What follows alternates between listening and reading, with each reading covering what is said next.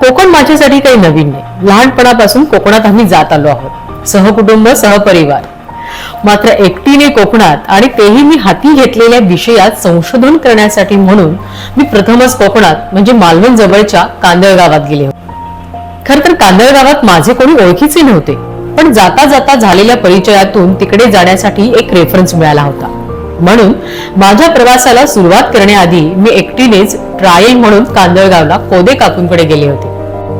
आता जरी मी गाडीने प्रवास करत असले तरी प्रवासाची पहिली ट्रायल घेण्यासाठी मी आपल्या लाल परीने म्हणजे सार्वजनिक बसमधून प्रवास केला होता.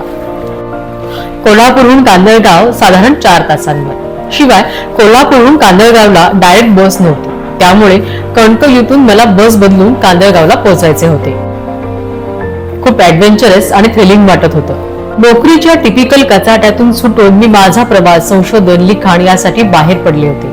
मला आजही आठवतो माझा बस मधला तो प्रवास, तो घाटातला वळणावळणाचा रस्ता, ऊन सावलीचा खेळ, गार वारा आणि मी, माझ्या मनातील भीती, उत्सुकता आणि एक वेगळाच आत्मविश्वास. माझा महाराष्ट्र, माझा समृद्ध वारसा, माझ्यासोबत द अनएक्सपेक्टेड लेगसी महाराष्ट्र.